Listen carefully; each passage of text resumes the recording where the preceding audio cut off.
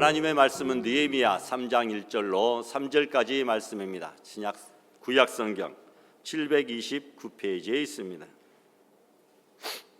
한 목소리로 봉독합니다. 그때에 대제사장 엘리야십이 그의 형제 제사장들과 함께 일어나 양문을 건축하여 성별하고 문짝을 달고 또 성벽을 건축하여 한메야 망대에서부터 하나넬 망대까지 성별하였고, 그 다음은 여리고 사람들이 건축하였고, 또 그 다음은 이므리의 아들 삭굴이 건축하였으며, 어무는 하스나의 자손들이 건축하여 그 들보를 얹고 문짝을 달고 자물쇠와 빗장을 갖추었고. 아멘. 거룩하신 하나님 아버지, 감사합니다. 한 주간도 주님의 귀한 품 안에 살게 하시고, 또 이렇게 오늘 예배의 복된 자리로 인도해 주심을 감사합니다. 오늘 이처럼 귀하고 복된 날 예배를 통하여 주를 믿는 성도들마다 그 삶 속에 힘들고 어려웠던 일들 다 주 앞에 내려놓고 주의 귀한 사랑으로 위로받고 치유되는 귀한 예배가 되도록 인도하여 주시옵소서. 사랑의 하나님, 지난날 하나님의 말씀과 주의 뜻에 순종하지 못하며 죄악된 삶이 많았음을 이 시간 자복하고 회개합니다. 아버지, 주만 바라보고 주를 의지합니다. 지난날의 죄와 잘못을 용서하여 주시옵소서. 올 한해도 주께서 인도하시는 대로 순종하고 죄악된 생각과 죄악된 길에 들어서지 않도록 항상 주의 말씀을 보며 기도로 죽게 하려고 믿음으로 주 앞에 나아가는 참된 신앙인의 삶을 사는데 부족함이 없도록 인도하여 주시옵소서. 아버지, 우리 알곡교회를 지금까지 지켜주시고 보살펴 주신 은혜에 감사합니다. 올해도 주를 믿는 성도마다 맡은 바 직분, 사명 충성되게 잘 감당하게 하시고, 몸이 불편하고 힘든 성도들에게 친히 찾아가 위로하시며 아픔이 치유되고 삶이 회복되는 귀한 역사가 이루어지게 하여 주시옵소서. 한 해를 시작하고 계획하는 절기입니다. 계획하는 일들이 작심삼일이 되지 않도록 굳건한 믿음 허락하시고 행함이 있는 믿음으로 주께 더 나아가 감사와 기쁨이 넘치는 하루하루가 되게 하여 주시옵소서. 그리하여 더욱 겸손하고 정직한 신앙인의 성품으로 이웃을 더욱 섬기고 사랑하고 성도들의 가정마다 건강과 사랑이 넘치게 하여 주님의 이름을 더욱 높일 수 있도록 인도하여 주시옵소서. 아버지, 사회적으로 어려운 시기입니다. 우리나라가 하나님의 지혜로 이끌리게 하시고 그 안에서 진정한 평화와 번영이 이루어지도록 기도합니다. 나라의 지도자들이 주를 두려워하고 주의 뜻을 따라 순종하게 하시고 올바른 길, 올바른 사회가 되도록 인도하여 주시옵소서. 이 시간 여러 가지 사정으로 인해 오늘 예배 자리에 참석하지 못한 성도들이 많습니다. 아버지, 그들의 마음속에 주를 더욱 그리워하며 주와 동행하는 마음이 식지 않게 하시고 항상 예배의 자리를 사모하고 다음 주일에는 믿음으로 주님 저에 나와 함께 예배할 수 있도록 인도하여 주시옵소서. 오늘 말씀을 들고 단위에 서신 담임 목사님을 기억하사 항상 강건케 하시며 귀한 말씀을 전하실 때 은혜의 시간, 복된 시간이 되도록 은혜 내려 주시고, 올해도 목사님께서 인도하시고 계획하고 순서하는 모든 일에 순종하도록 주께서 함께하여 주시옵소서. 호산나 찬양대가 준비한 찬양을 기쁘게 받아주시고 수고하는 찬양대원들에게 복의 복을 더하여 주시고 모든 말씀 우리를 죄에서 구원하신 예수 그리스도의 이름으로 기도합니다. 아멘.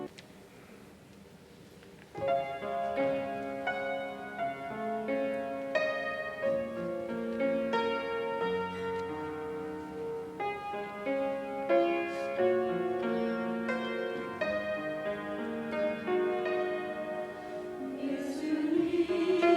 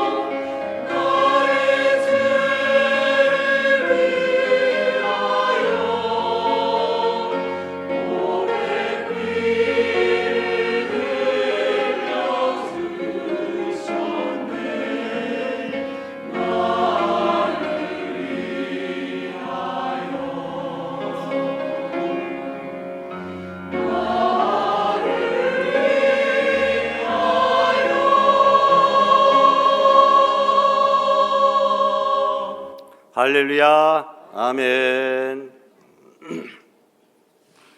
복설 가운데서도 급한 소식 우리 성도들 가운데서는 없고 또 늘 평안한 그런 삶의 은혜가 넘쳐나게 됨을 감사드립니다. 원 없이 2주간 눈구경을 잘했습니다. 이럴 때일수록 더 조심히 또 지혜롭게 또 생각하셔서 활동하시고 또 출입할 때에 한 건의 어려움도 사고도 없는 평안한 우리 알곡의 가정들이 다 될 수 있기를 바랍니다. 오늘 우리가 읽은 본문은 바벨론의 포로에서 돌아온 느헤미야와 이스라엘 백성들이 힘을 합해서 전쟁과 오랫동안의 방치로 인해 허물어지고 파괴된 그 예루살렘 성을 재건하는 구체적인 내용에 관한 것입니다. 당시 다윗성이라고도 불리던 예루살렘 성은 10개의 성문과 4개의 망대로 연결되어져 있는 그런 구조였습니다. 이러한 성벽 건축은 담당 공사 구간별로 나뉘어 약 40명의 책임자의 감독하에 온 백성들과 협력하여 그 성을 재건하고 또 허물어진 곳을 중수하였다라는 것이, 그림을 보면 제일로 위쪽이 북쪽인데 거기에 양문이 있습니다. 양들이 드러나드는 문이죠. 왼쪽으로 보면 한메아 망대와 하나넬 망대가 있고 그 옆으로 어문, 고기, 수산물이 들어오는 문, 옛문, 그리고 쭉 골짜기 문, 분문, 오물을 내보내는 문까지 오른쪽으로 쭉 해서 10개의 문이 있습니다. 그리고 4개의 망대가 있는데 왼쪽에 풀무 망대, 그리고 오른쪽에는 네어민 큰 망대, 이렇게 예루살렘 성벽이 구성이 되어졌다. 그런데 오랜 방치로 인하여 다 허물어지고 무너지고 또 성문도 다 낡아서 빠지고 성이라고 볼 수 없는 그런 곳을, 이 파괴된 허물어진 예루살렘 성을 포로에서 돌아온 이스라엘 백성들이 재건하는 내용이 오늘 본문에 나와 있는 것입니다.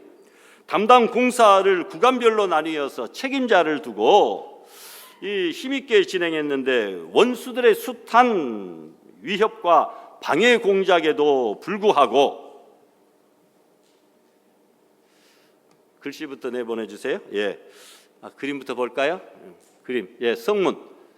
성문이 저렇게 있습니다. 성벽이 저렇게 있는데 많이 지금 좀 낡아진 것을 보게 되죠. 이런 성문들과 성벽들이 이루어졌고 그것들의 연속으로 예루살렘 성이 구성되어진 것을 여러분들이 보게 됩니다. 이것은 각자 구간별로 나뉘어서 책임자를 세워가지고 공사를 하였고, 원수들의 숱한 위협과 방해 공작이 있었음에도 불구하고 지도자들을 중심하여 온 국민들이 단결하였는데 8절에 보니까 빈부귀천, 12절에 남녀노소 불문하고 모든 백성들이 사람이라고 생겼으면 모두가 다 합심하고 협력했던 것을 보게 됩니다. 그런데 가장 수고한 느헤미야의 이름이 오늘 본문에는 나타나지 않습니다.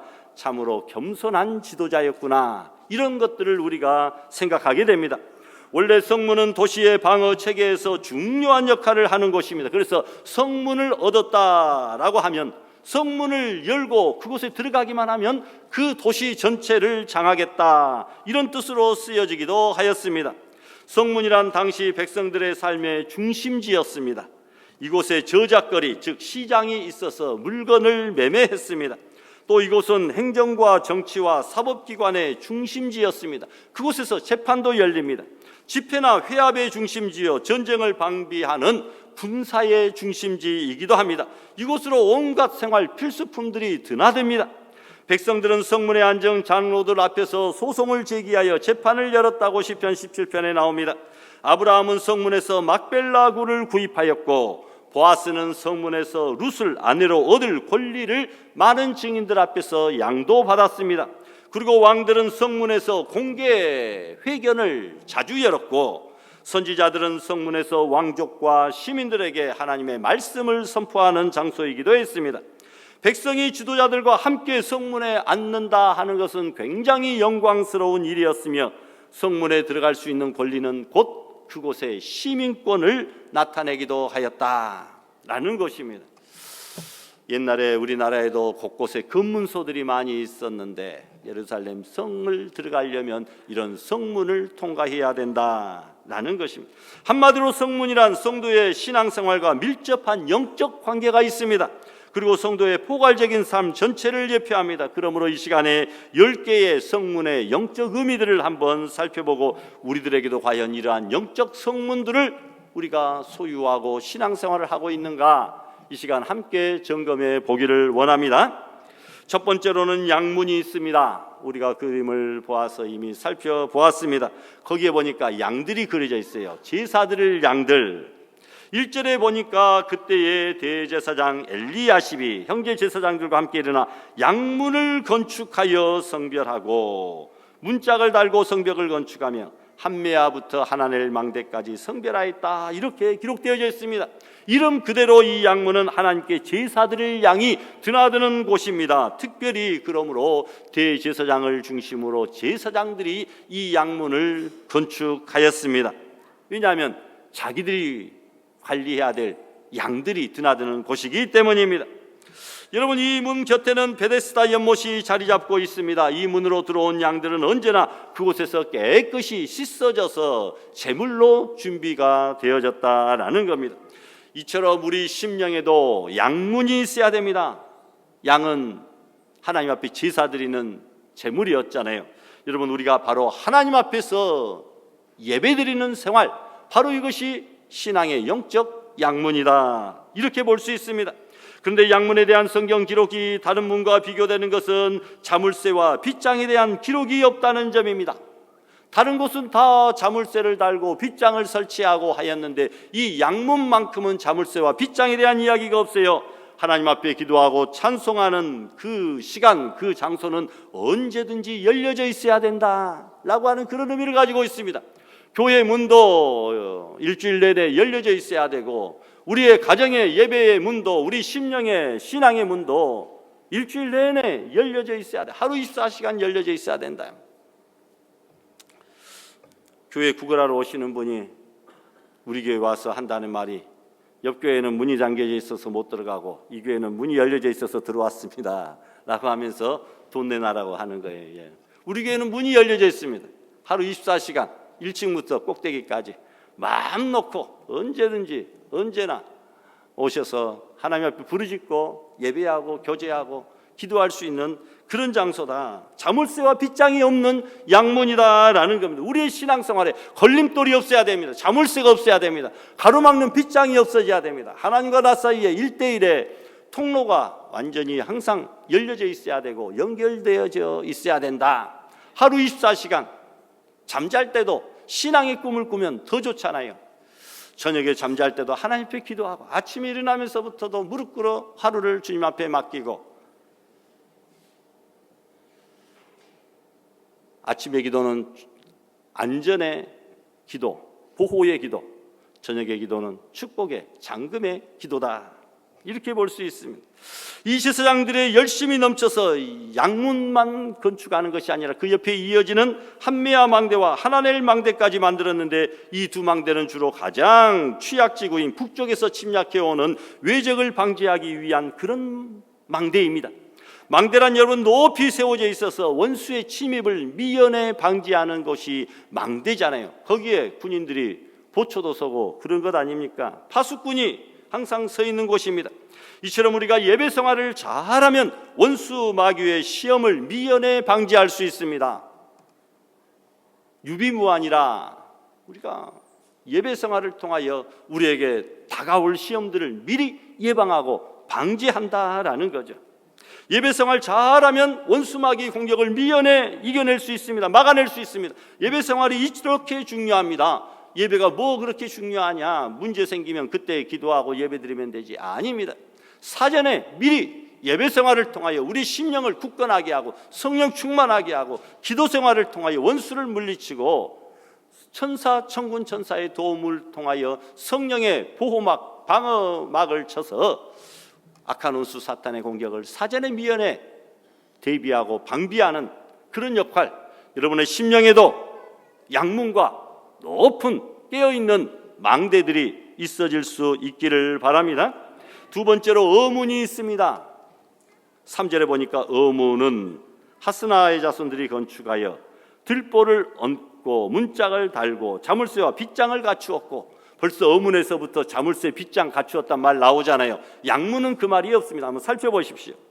여러분, 이 어문은 주로 갈릴리 바다나 요단강에서 잡힌 생선들이 이 문을 통해서 예루살렘에 공급되었고, 근처에 어물전 시장이 있었기에 생활 습관에 따라 이 문을 그냥 어문이라, 고기가 드나드는 고기문이라 이렇게 불렀습니다.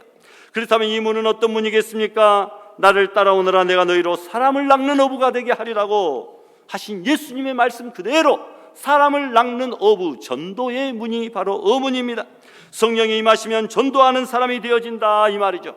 갈릴리 바다를 세상으로 보고 고기잡이를 전도로 본다면 우리는 세상에 나아가 열심히 전도해야 됩니다. 성도에게 전도의 삶이 없다면 그것은 영적인 자폐증입니다. 하나님께서는 내성적인 사람을 만들지 않았다 이런 말이 있습니다. 우리 성도들은 내성적인 사람이 되어서는 안 된단 말이에요. 외향적인, 다른 사람이 아무 말 안 하고 가만히 있어도 우리가 먼저 찾아가서 말을 걸고 또 형편을 살피고 전도의 그 부실을 잡을 수 있는 그러한 마음 자세가 있어져야 된다. 다른 사람은 가만히 무표정하게 있어도 우리들은 웃고 그들에게 다가설 수 있어야 된다. 전도의 삶이 없다면 영적인 자폐증을 갖고 있는 사람이다 라는 겁니다.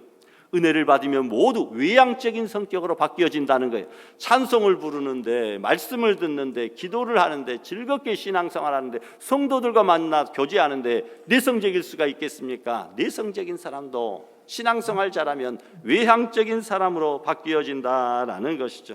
어떠한 이유로든지 전도하지 않는 자는 나만 천국 가려고 하는 지극히 이기적인 극단적인 이기주의자들은 전도하지 않습니다. 뭐 남들이야 무슨 상관이야, 나만 가면 되지, 나만 잘 되면 되지. 이기주의자들이에요, 전도하지 않는 사람들은. 여러분, 전도는 신앙생활의 종합 비타민이라고, 종합 영양제라고 그래서 이야기합니다. 전도하려면 성경을 알아야 되니까 성경 공부를 열심히 합니다. 전도하는데 지저분하게 가면 사람들이 싫어하니까 몸도 깨끗이 씻고 단장하고 외모도 용모도 꾸며줍니다. 인상도 부드럽고 환하게 합니다. 말도 조리 있게 하고 간단 명료하게 할 줄 알아야 됩니다. 상대방의 안색이나 심적 상태까지 우리가 파악할 줄 알아야 됩니다. 친절과 유머, 이런 모든 것들은 기본이죠. 그러니까 전도하는 사람은 신앙의 영적 종합 영양제 비타민을 먹는 것과 마찬가지다. 전도하는 사람은 훌륭한 사람이, 모든 사람이 좋아하는 사람이 될 수밖에 없다는 겁니다. 천국이 얼마나 좋고 지옥이 얼마나 고통스러우며 예수님이 얼마나 귀한 분임을 안다면 전도하지 않을 수 없습니다. 그래서 사랑한다면 전도하세요. 1년 내내 그냥 떼지도 않고 붙여놓고 있습니다. 여러분들의 신앙생활에 전도의 의문이 있기를 부탁합니다. 세 번째로 옛문이 있습니다. 6절의 말씀해 보니까 옛문은 나오고 중수하여 그 들보를 얹고 문짝을 달고 자물쇠와 빗장을 갖추었고, 양문을 제외한 모든 문에는 자물쇠와 빗장을 갖추었네요. 이 문을 스가랴는 처음 문이라고 불렀습니다. 이 문은 선한 행실을 상징하는 문입니다. 왜 그렇습니까? 옛적에 하나님께서 인간을 처음 창조하셨을 때에 하나님의 형상대로 아름답게 창조하셨고, 그래서 하나님이 보시기에 심히 좋았더라. 그러니까 우리를 창조한 첫 우리 인간은 참으로 아름다운 존재다, 선한 사람이었다, 이렇게 볼 수 있습니다. 이 본래적인 형상 회복은 예수 그리스도의 구속하심을 통해 이루어지고 있는데, 이처럼 성도는 예수 믿고 성령 안에서 변화받아 선한 행실을, 원래 하나님께서 우리에게 원하시고 바라시던 첫사람의 아름답고 선한 모습을 회복할 수 있기를 바랍니다. 그래서 천국의 상을 가득히 쌓아야 됩니다. 땅에서 상을 받는 것도 중요하지만 하늘의 상이 없다면 우리는 부끄러워해야 됩니다. 그래서 우리 일생의 성도들은 최소한 교회 하나 건축하는데 힘있게 협력해야 되고, 내가 전도한 사람 중에 최소한 1명 이상의 교회 직분자가 배출될 수 있도록 노력해야 되고, 혹은 일생의 선교사나 주의종 한 사람은 힘있게 돕겠다라고 하는 그런 마음을 우리는 가지면서 그런 선한 행실을 가지고 살아야 된다라는 겁니다. 그런데 이 옛문은 두 번째 어문 옆에 있습니다. 왜 전도의 상징인 어문 옆에 옛문이 있는가? 그것은 옛문의 영적 의미인 선한 행실이 전도에 큰 영향을 주기 때문입니다. 예수님께서 너희는 세상의 소금이요 빛이라. 너희의 착한 행실을 보고 하늘에 계신 너희 아버지께 세상 사람들이 영광을 돌리게 하라 했습니다. 우리의 성도들의 선한 행실은 전도에 긍정적이고 플러스 효과의 열매를 나타내고, 우리 성도들의 악한 행실은 전도의 방해거리가 되고 걸림돌이 되고 마이너스가 된다라고 하는 사실입니다. 일부러 방해하는 경우는 없겠지만 고치지 않은 나의 잘못된 행실 때문에 전도에 방해가 될 수 있습니다. 나는 전도하지도 못하면서 다른 사람들이 먼저 믿은 나를 보고 혹시 하나님 앞에 나아갈 마음을 싹 접는다고 한다면 안 되지 않겠습니까? 나의 잘못된 행실로 인하여 전도를 가로막는 우리들의 모습이 있다면 과감하게 떨쳐버릴 수 있기를 바랍니다. 네 번째로 골짜기 문이 있습니다. 13절에 보니까 골짜기 문은 쭉 해서 자물쇠와 빗장 갖추었다 말씀이 나옵니다.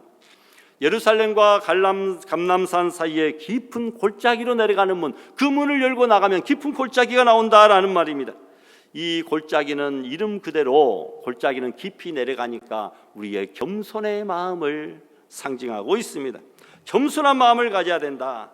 이 문을 통해 내려가면 기드론 골짜기가 나옵니다. 골짜기는 두 종류의 물이 흐르는데 빗물이 흐르고 생수가 흘러 넘치잖아요. 빗물과 생수는 높은 곳부터 채우는 것이 아니라 아무리 위에서부터 내려와도 낮은 곳부터 채워나가는 것이 빗물과 생수입니다. 하나님께서 겸손한 자에게 하늘의 놀라운 은혜와 복을 먼저 베풀어 주신다라고 하는 그런 말씀이죠. 겸손한 자에게 하나님의 축복이 먼저 임한다. 교만한 자를 하나님께서 대적하시고 물리치십니다. 빗물과 더불어 생수가 흐르듯이 장마비와 같은 외적인 성령 충만도 주시고, 생수와 같은 내적인 내 마음의 기쁨의 그 성령 충만도 베풀어 주신다라는 것이죠. 이 성문은 창세기 14장 17절을 보니까 샤웨의 골짜기 곧 왕곡이라, 왕의 곡, 왕의 골짜기라 이렇게 불려졌습니다. 이곳에서 멜기세덱이 롯을 구하고 전쟁에 승리하여 돌아오는 아브라함을 축복합니다. 이처럼 겸손하면 영적인 권세를 입혀주시는데, 왕의 골짜기, 왕의 신분으로 존귀한 자로 하나님께서 겸손한 자를 만들어주시는 줄 믿습니다. 아브라함이 겸손하게 멜기세덱에게 11조를 바치니까 멜기세덱이 그에게 축복하였더라는 것입니다. 이곳은 또한 예루살렘의 공동묘지였습니다. 이처럼 우리는 겸손하게 자기를 십자가에 낮추고 우리를 십자가 밑에 장사 지내는 그런 은혜가 있어지기를 바랍니다. 겸손하게 내 자신의 자아를 장사 지내고 의에 살고 하나님의 새로운 피조물로서 하나님께 영광 돌리는 그런 성도로 다시 살아나야 된다는 것입니다. 이곳은 아사 왕이나 히스기야나 요시야 왕 같은 선한 왕들이 우상을 불태워버리기도 한 개혁의 장소였습니다. 그 골짜기가 기드론 골짜기에 가서 우상을 다 불태워버렸다라는 거죠. 겸손한 성도들은 놀랍게도 죄를 이길 수 있고 우리의 죄악과 우상들을 전부 다 불태워버려야 됩니다. 이 골짜기는 다윗이 압살롬의 반란 시에 도망가는 다윗을 저주했던 시므이가 이 골짜기에서 처형을 당하던 곳이기도 합니다. 성도가 겸손을 떠나면 시므이처럼 죽는다라고 하는 교훈을 주기도 합니다. 여러분의 심령 속에 겸손의 골짜기 문이 있어져서 존귀한 자로 인정받는 하나님의 놀라운 생수와 장마비를 마음껏 받아 누리는 성도들이 되시기를 바랍니다. 다섯 번째로 분문이 있습니다. 분 알죠? 분뇨. 14절에 분문은 이렇게 나옵니다. 성 안에 온갖 오물과 분뇨, 쓰레기가 그곳을 통해 나갑니다. 이 문을 나가면 흰놈의 골짜기라고 하는 쓰레기 버리는 곳이 나옵니다. 그런데 이 문을 나가면 언제나 꺼지지 않는 불에 항상 쓰레기가 타는 연기에 나는 모습을 보게 됩니다. 신약에서는 이 모습을 지옥에 대한 묘사로 사용하기도 했습니다. 꺼지지 않는 불이 항상 있다. 주님을 외면한 인생 쓰레기들은 이곳처럼 지옥에서 영원히 불타버릴 것이다. 지옥의 땔감이 될 것이다 라는 말이죠. 그러므로 신령한 의미에서 이 분문은 회개와 성결을 상징하고 있습니다. 회개하지 않는 자, 이 지옥 같은 꺼지지 않는 불못에 던지우게 된다라는 것입니다. 성령이 임하시면 회개의 역사가 나타납니다. 우리 속에 온갖 불신앙적이고 추하고 악한 것들을 항상 회개함으로 온갖 더러운 죄악된 것들이 성령의 불로 태워질 수 있기를 부탁합니다. 그런데 이 문을 레갑의 아들인 말기야가 중수했다라고 나옵니다. 레갑 족속이란 경건하기로 유명한 겐 족속을 가리키는데 아주 철저하게 신앙생활을 하는 그러한 사람들이었습니다. 죄 짓지 않기 위해서 안정된 정착생활을 멀리하고 불편한 유목생활을 자처하는 레갑 족속들이었습니다. 그들은 죄악을 멀리하고 악기를 만들어 하나님을 찬양하는 것을 주업으로 삼기도 했습니다. 그래서 여호와께서는 예루살렘 백성들에게 레갑 족속을 본받으라 그렇게 말씀했습니다.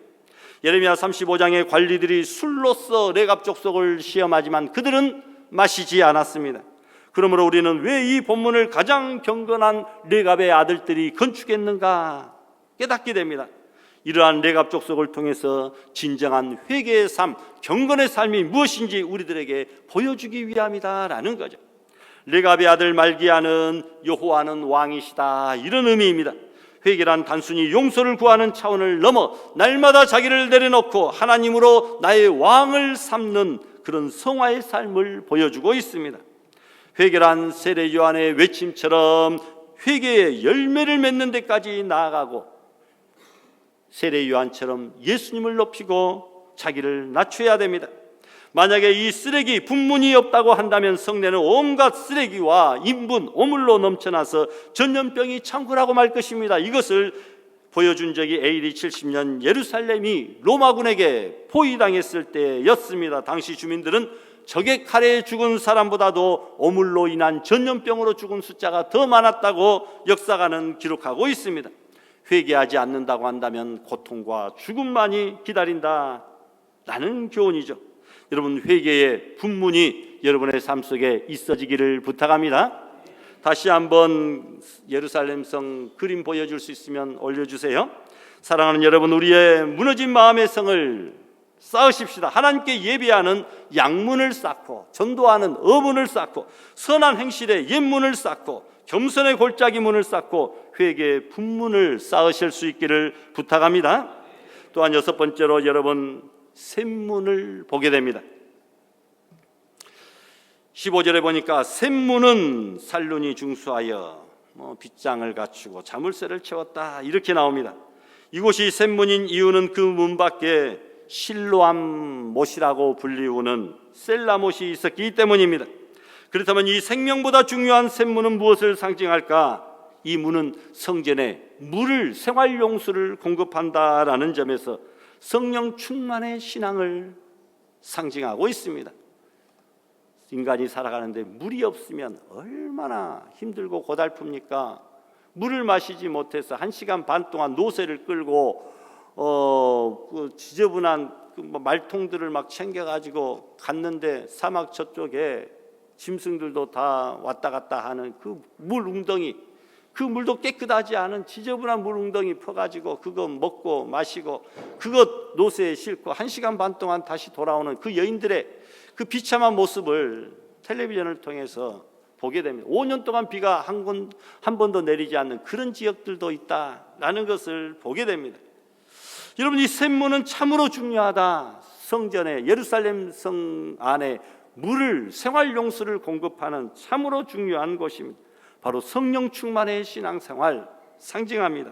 성령 충만으로 능력 있는 삶을 살게 된다.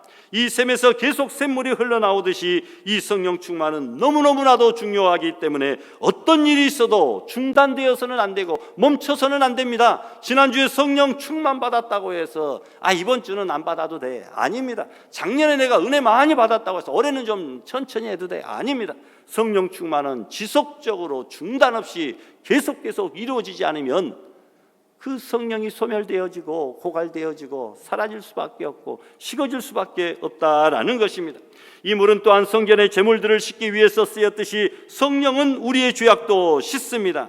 그래서 스가랴 13장 1절에 보니까 그날의 죄와 더러움을 씻는 셈이 다윗 족속과 예루살렘 거민을 위하여 열리리라. 우리의 더러운 죄까지도 성령께서 씻어주신다는 겁니다.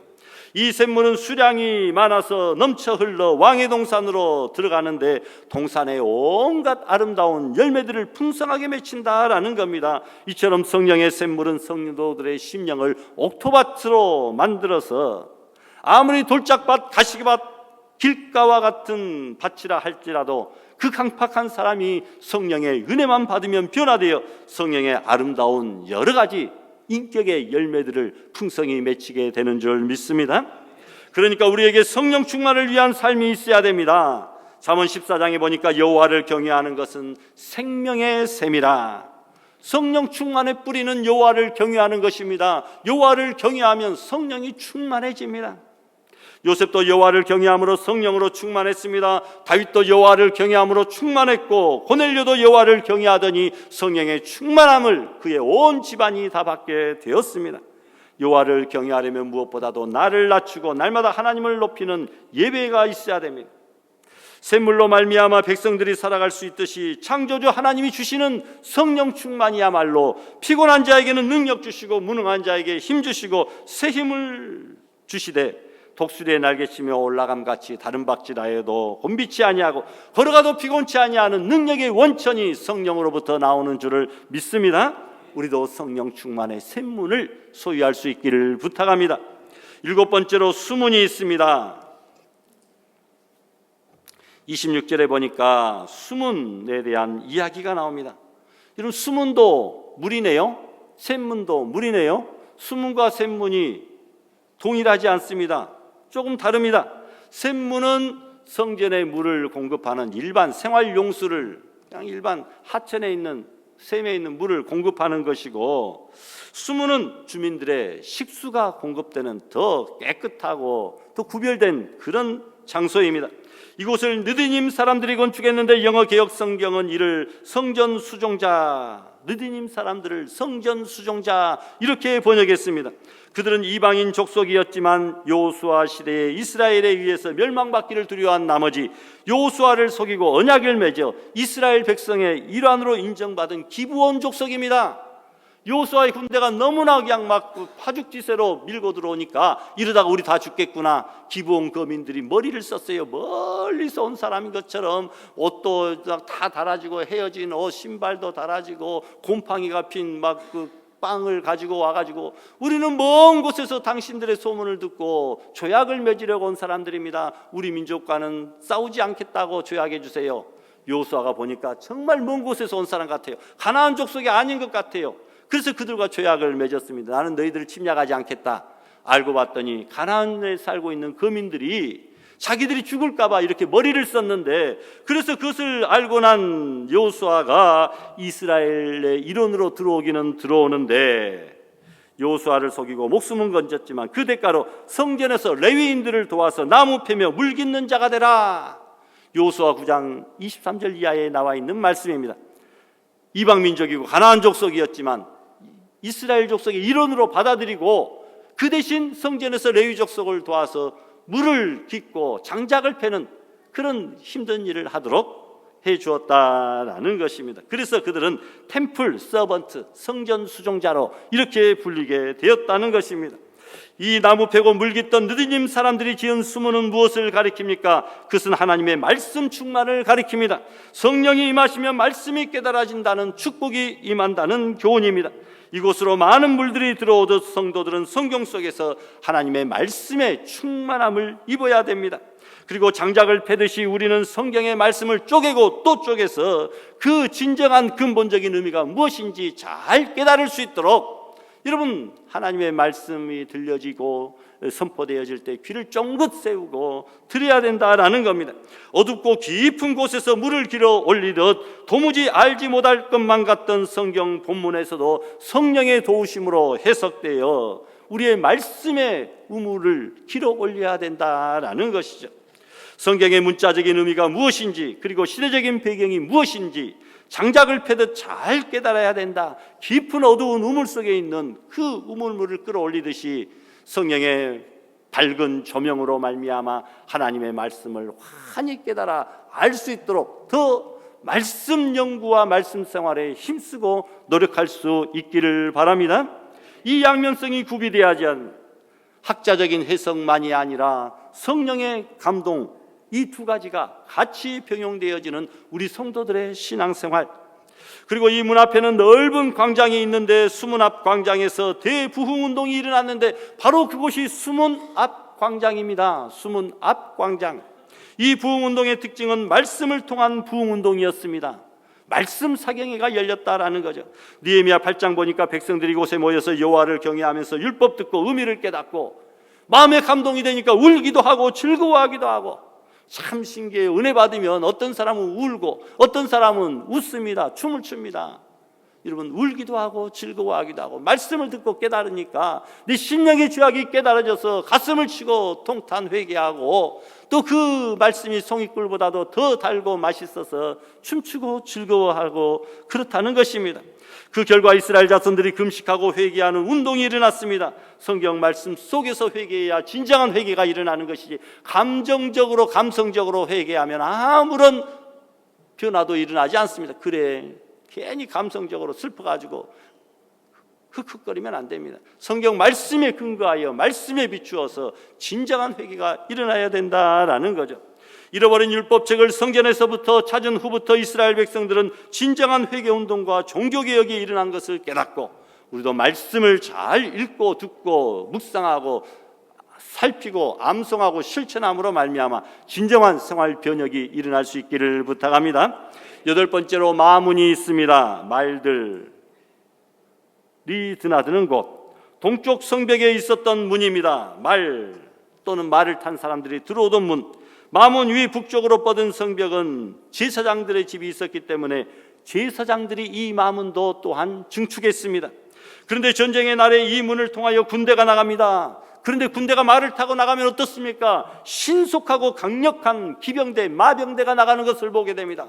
말은 여러분 텔레비전을 보면 별것 아닌 것처럼 보여도 서부 영화를 본다든지 옛날에 중세 영화를 보면 아주 기가 막힙니다. 신속합니다. 빠릅니다. 위용이 대단합니다. 말을 진짜 가까이서 보면 말이 이렇게 높아가지고 우리하고는 비교가 안 되고 위축이 됩니다. 신속한 마병대가 이 문을 통하여 그 군대가 나갑니다. 마문은 기도의 선한 싸움을 상징합니다. 기도를 통하여 원수들과의 그런 선한 싸움을 해야 되는데 기도처럼 신속하고 강력한 것이, 위대한 것이 없다라는 겁니다. 기도는 가까운 곳이든 먼 곳이든 밤이든 낮이든 골방이든 골짜기든 시간, 공간, 환경에 구애를 받지 않습니다. 신속한 마병대가 나가듯이 우리 기도에 선한 싸움할 때 하나님께서 신속한 응답, 위대한 응답을 베풀어 주신다는 것입니다. 인간의 상담은 한계가 있습니다. 인간의 도움도 마찬가지입니다.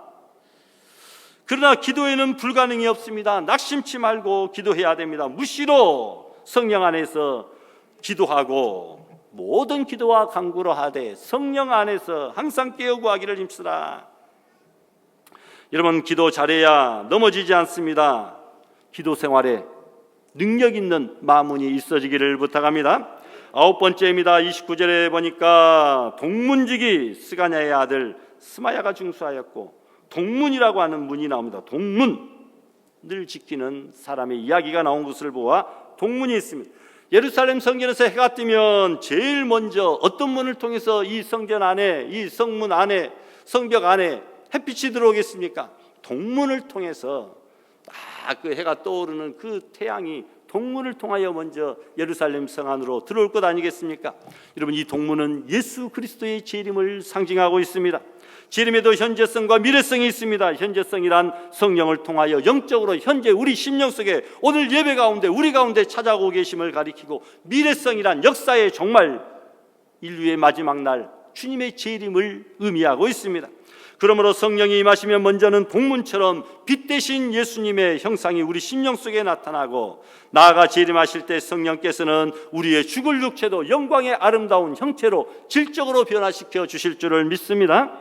그러므로 동문은 그리스도의 재림 고대와 아울러 그리스도가 재림하실 때까지 날마다 거룩한 삶을 살아가는 성화의 그런 생활을 의미하고 있는 줄 믿습니다. 마지막에 무슨 문입니까?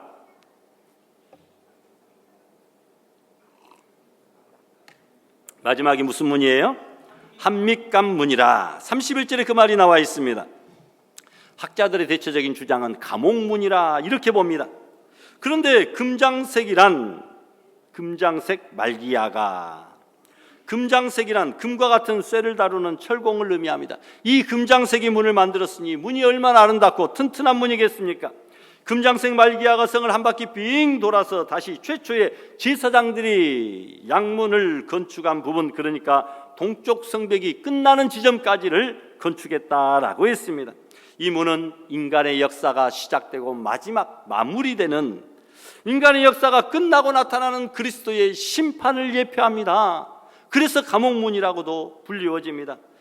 말씀대로 산 자들은 그리스도의 심판 앞에서 선과 악, 충성, 불충성이 가려지고 신자와 불신자, 예배자와 예배를 방해하고 거부하는 자가 나눠지게 될 터인데, 믿는 자는 영생으로 확정되고 불신자는 영벌에 처해져서 감옥과 같은 곳에 들어가게 되고, 충성된 자는 영화로운 상을 받고 불충한 자들은 부끄러움을 당하는 곳, 바로 인간의 역사가 끝나는 예수 그리스도의 재림의 때에 나타나는 그 심판을 예표합니다.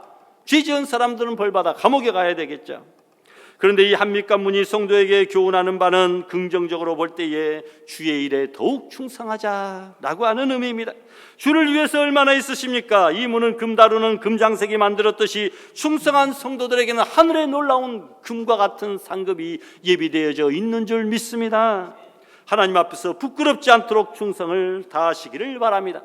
다시 한번 그림 한번 올려주세요. 사랑하는 여러분, 우리들에게도 성령 충만의 문과 성령 충만의 샘문과 말씀 충만의 수문과 기도 생활의 마문과 성화 생활의 동문과 충성 생활의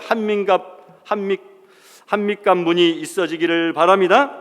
이 10개의 성문들을 잘 갖추고 4개의 망두의 신앙생활을 통하여 영적으로 더욱더 승리하고 풍요로운 복된 성도의 아름다운 신앙생활이 될 수 있기를 주님의 이름으로 축원합니다. 주신 말씀 생각하시면서 다 같이 합심해서 기도하십시다. 거룩하신 하나님 아버지, 우리 신앙생활에도 예루살렘 성벽의 다윗성에 있었던 그 10개의 문의 영적 신앙생활의 징표들이, 열매들이 온전히 나타날 수 있도록 복내리어 주시옵소서.